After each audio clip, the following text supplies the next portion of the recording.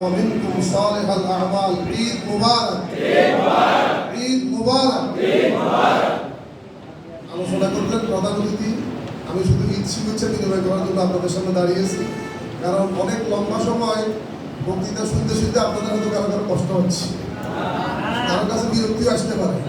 এটা স্বাভাবিক, আসাটা কোনো অস্বাভাবিক বিষয় নয়, কারণ অনেক লম্বা সময় ধরে বক্তৃতা শুনতেছেন। আমি কিন্তু আসছি সবার আগে, মেহমানদের সবার আগে আসছি। এখন তেলামি খবর কারণে আমরা আগে দিতে পারি না আর কি। আল্লাহ তাআলার অশেষ মেহেরবানি, আমরা শুকরিয়া আদায় করছি যে আমরা বিগত প্রায় ১.৫ যুগ পরে ব্যতিক্রমভাবে রমাদানুল মুবারক এবং ঈদুল ফিতর উদযাপন করার সুযোগ পেয়েছি।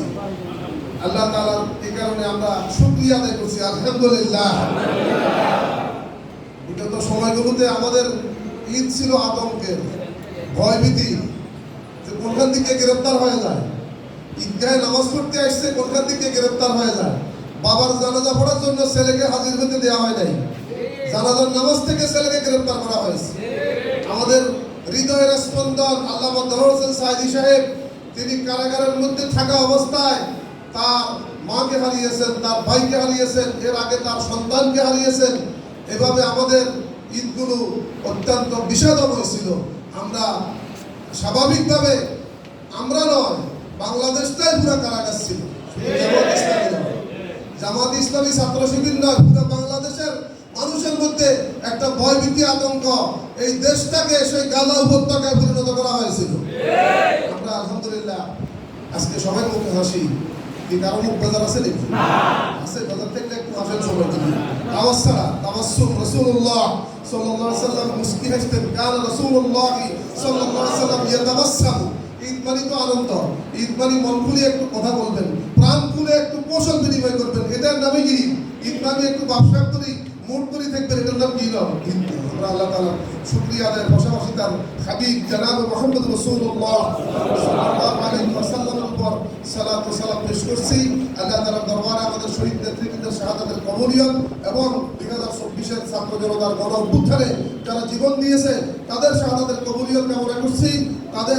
তাদের যে ইতিহাস, রক্ত দিয়ে তারা সেই ইতিহাস রচনা করেছে, সেটা বুঝার সত্য কারণে আল্লাহ বলছে ওয়ালা তাহসাবান্নাল্লাযীনা কুতিলু ফি সাবিলিল্লাহি আমওয়াতা বাল আহইয়াউন ইনদা রাব্বিহিম ইরযাকুন।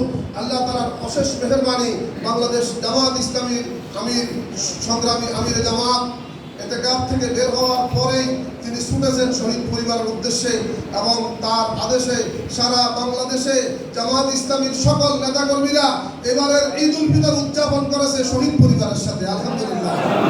ইসলামী ছাত্র শিবিরের কেন্দ্রীয় সভাপতি গতকালকেও আমাদের ফেনীতে শহীদ পরিবারের সাথে ঈদ করেছেন। ঈদের দিনও তিনি শহীদ পরিবারের সাথে ঈদ করেছেন ফেনীতে, আজকেও তিনি শহীদ পরিবারের সাথে ঈদ করবেন 3 দিন। ইসলামী ছাত্র শিবিরের কেন্দ্রীয় সভাপতি জাহিদুল ইসলাম, আমরা যে শহীদ যারা তাদের সন্তানকে হারিয়ে শোকাহত, ব্যথিত, আজকে তারা রমজান উদযাপন করেছে নিজের ছেলেকে ছাড়া এবং ঈদ উদযাপন করেছে সন্তানকে ছাড়া। এই কারণে বাংলাদেশ জামাত ইসলামী সিদ্ধান্ত নিয়েছে এবারের ঈদ হবে শহীদ পরিবারের সাথে, আহতদের সাথে। আমরা গত 1 সপ্তাহ যাবৎ সেই শহীদ পরিবারের কাছে ছুটে যাচ্ছি, তাদের সান্ত্বনা দেওয়ার চেষ্টা করছি, তাদের সাথে ঈদ ভাগাভাগি করার চেষ্টা করছি। আল্লাহ সুবহানাহু ওয়া তাআলা এই সকল শহীদদের শাহাদাতের বদৌলতে যেই অপশক্তি এই জমিন থেকে নির্লজ্জভাবে বিদায় নিয়েছে, এই জমিন থেকে তারা অত্যন্ত হৃদয় বিদারক যেই তাণ্ডব তারা এই জমিনে চালিয়েছিল, আজকে তারা এই জমিন থেকে বিতাড়িত হয়েছে। এই জমিনে আল্লাহ আমাদেরকে অনুকূল একটি পরিবেশ আল্লাহ আমাদেরকে কায়েম করে দিয়েছেন, আলহামদুলিল্লাহ। সেই পরিবেশটা কাজে লাগিয়ে আল্লাহর দ্বীনের আওয়াজকে বুলন্দ করার জন্য, কালেমার আওয়াজকে বুলন্দ করার জন্য দ্বীন প্রতিষ্ঠার সংগ্রামে আমরা ফাঁসগাছিয়া ইউনিয়নের প্রতিটা ওয়ার্ডে, প্রতিটা ফড়ায়, প্রতিটা মহল্লায় মজবুত এবং শক্তিশালী সংগঠন গড়ে তুলব ইনশাআল্লাহ।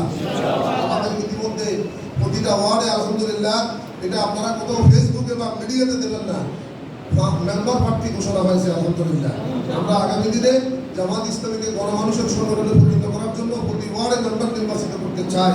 সেজন্য সংগঠন করতে হবে, শক্তিশালী করতে হবে, সম্প্রসারণ করতে হবে। এখনো যারা রোপণ হন নাই তাদেরকে রোপণ হতে হবে ইনশাআল্লাহ। কারা কারা রোপণ হইবে 25 সালে দেখি। এবছর যারা রোপণ হবেন 75 বেশি, আলহামদুলিল্লাহ। এবছর যারা রোপণ হবেন অনেক তো আল্লাহ কবুল করুক সবাইকে। তো আমরা রোপণ ভিত্তিক, ইউনিট ভিত্তিক, আমাদের জনশক্তি ভিত্তিক, আমাদের দাওয়াতি ইউনিট ভিত্তিক, কর্মী ভিত্তিক সহ সংগঠনকে ব্যাপকভাবে সম্প্রসারণ করার একটা সুযোগ আমরা পেয়েছি। সেই সুযোগকে আমরা হাতছাড়া করবো না ইনশাআল্লাহ। আল্লাহ তাআলা মেহেরবানিতে আমরা সিদ্ধান্ত নিয়েছি ফাজগাছিয়া ইউনিয়নের চেয়ারম্যান নির্বাচন করার জন্য। আগামী স্থানীয় নির্বাচনে, স্থানীয় ইউনিয়ন পরিষদ নির্বাচনে আমাদের বাংলাদেশ জামাত ইসলামীর পক্ষ থেকে এই ফাজগাছিয়া ইউনিয়নে চেয়ারম্যান প্রার্থী হিসেবে প্রতিনিধিত্ব করবেন আমাদের সকলের প্রিয় ভাই মাওলানা জাহাঙ্গীর আলম। কিন্তু আগে বলছি লিখবেন না, কোথাও ফেসবুকে লিখবেন না, ওটা নির্বাচনের তফসিল ঘোষণার পরে তখন প্রার্থী হবে। কিন্তু আমরা এখন কেন বললাম, এখন আমাদের জনশক্তিটা জানবে, আমাদের জনশক্তিটা জানবে, না হলে কাজ করবে কাকে নিয়ে? কাজ করার জন্য জানতে হবে না। এটা ওই জাতীয় আন্তর্জাতিক পর্যায়ে ঘোষণার জন্য না, কোনো কিছু পাইলে আমাকে ফেসবুকে দিয়ে দিবেন, এই জন্য না। ফেসবুক শরীফ এটা এভাবে করবেন না। রাসূলুল্লাহ সাল্লাল্লাহু আলাইহি ওয়াসাল্লাম বলছে, কোনো সংবাদ শোনার সাথে সাথে প্রচার করে দেওয়া সে হলো সবচেয়ে বড় মিথ্যাবাদী। কাফা বিল মারই কাযিবান আন ইউহাদ্দিসা বিকুল্লি মা সামিআ আও কামা ক্বালা আলাইহিস সালাতু ওয়াসসালাম। আলহামদুলিল্লাহ, আমি আর বেশি কথা বলতে চাই না। এবারে রমজান এবং ঈদে আমরা আল্লাহর নিয়ামতের শুকরিয়া আদায় করি। ওয়া আম্মা বিনিআমাতি রাব্বিকা ফাহাদ্দিস লা ইন শাকারতুম লা আযীদান্নাকুম ওয়া লা ইন কাফারতুম ইন্না আযাবি লাশাদীদ। মাল্লাম ইয়াশকুরিন নাস লাম ইয়াশকুরিল্লাহ। আল্লাহ বলছেন, রাসূলুল্লাহ সাল্লাল্লাহু আলাইহি ওয়াসাল্লাম বলছেন, আমরা এই রমজানের ব্যতিক্রম 4টা জিনিস পাইছি। এক নম্বরে এবার রমজানের দ্রব্যমূল্য মানুষের ক্রয় ক্ষমতার মধ্যে ছিল। আলহামদুলিল্লাহ, ওই যে শেখ হাসিনা মুক্ত বাংলাদেশ, আওয়ামী লীগ মুক্ত বাংলাদেশে আমরা 4টা ব্যতিক্রম জিনিস পাইছি, আল্লাহর নিয়ামত পাইছি। এক নম্বরে বিগত 20 বছরের মধ্যে অথবা এর চেয়ে আরো বেশি 20-30 বছরের মধ্যে রমজান মাসের দ্রব্যমূল্য মানুষের ক্রয় ক্ষমতার মধ্যে ছিল না। এবারের রমজান, এবারের ঈদ আলহামদুলিল্লাহ মানুষের ক্রয় ক্ষমতার মধ্যে ছিল। এটা আল্লাহর মেহেরবানি, আলহামদুলিল্লাহ। এরপরে আমরা আরেকটা জিনিস পেয়েছি, ইফতারের সময় বিদ্যুৎ যাইতো না, সেহরির সময় বিদ্যুৎ যাইতো না, তারাবির সময় বিদ্যুৎ যাইতো না। আমরা লোডশেডিং মুক্ত বাংলাদেশ পেয়েছি, আলহামদুলিল্লাহ। এটা কার মেহেরবানি? শুকরিয়া আদায় করতে হবে না? বিদ্যুতের সমস্যা ছিল না, লোডশেডিং মুক্ত বাংলাদেশ আমরা পেয়েছি। এরপরে আমরা যানজট মুক্ত বাংলাদেশ পেয়েছি। এবার যানজট অনেক কমে গেছে বাংলাদেশে। যানজট ছিল না, লোডশেডিং ছিল না, দ্রব্যমূল্য ক্রয় ক্ষমতার মধ্যে ছিল। আরেকটা কিছু বলতেছিলাম, ও আচ্ছা, আলহামদুলিল্লাহ, যে কোনো সময়ের তুলনায় আইন শৃঙ্খলা পরিস্থিতি অনেক ভালো ছিল, আলহামদুলিল্লাহ। আছে ওই যে স্বৈরাচারের দোষর, ফ্যাসিস্টের দোষর, তারা কিছু বিশৃঙ্খলা নৈরাজ্য করার জন্য ওই যে বলে টুপ করে চলে আসবে ওরা। তো টুপ করে চলে আসলে আয়নাগর রেডি আছে ওদের, আমরা রেডি করে নাই, আয়নাগর আপনারা রেডি করছেন। আন্নারে যাতিল ওয়াকুদ, আল্লাহ বলছে আন্নারে যাতিল ওয়াকুদ, যে আয়নাগর আপনি রেডি করছেন সে আয়নাগর আপনার জন্য প্রস্তুত আছে। আপনি টুপ করে চলে আসেন, অসুবিধা নেই। ঈদের সেবাই সিনি সব ফোরাই দেওয়া হবে সেখানে। আল্লাহ তাআলা মেহেরবানি, আমরা আইন শৃঙ্খলা পরিস্থিতি ভালো আছে। এই অবস্থায় দেখেন, শেখ হাসিনা মুক্ত, আওয়ামী লীগ মুক্ত বাংলাদেশ যদি এত সুন্দর হয়, যদি কোরআনের বাংলাদেশ হয়, তাহলে সেটা কত সুন্দর হবে। যদি কোরআনের বাংলাদেশ হয়, আল্লাহর দ্বীনের বাংলাদেশ হয়, ইসলামের বাংলাদেশ হয়, সেটা আরো সুন্দর হবে, আরো উন্নত হবে, মানুষের অধিকার প্রতিষ্ঠা হবে, মানুষ কষ্টে থাকবে না। আমরা ফাজগাছিয়া ইউনিয়নে আল্লাহর দ্বীনের বিজয় চাই। এই জন্য আমাদেরকে গর্জে উঠতে হবে। এখানে বাংলাদেশ জামাত ইসলামীর মজবুত সংগঠন গড়ে তুলতে হবে। ইসলামী ছাত্র শিবিরকে হৃদয় দিয়ে ভালোবাসতে হবে। মহিলা ছাত্র ছাত্রীদের সংগঠন কায়েম করতে হবে। শ্রমিক কল্যাণের কাজ ব্যবহার করতে হবে। আমরা এই আজকের ঈদ পুনর্মনি অনুষ্ঠানে আপনাদেরকে আবারও ঈদের মোবারকবাদ শুভেচ্ছা জানিয়ে তাকাব্বালাল্লাহু মিন্না ওয়া মিনকুম সালিহাল আ'মাল।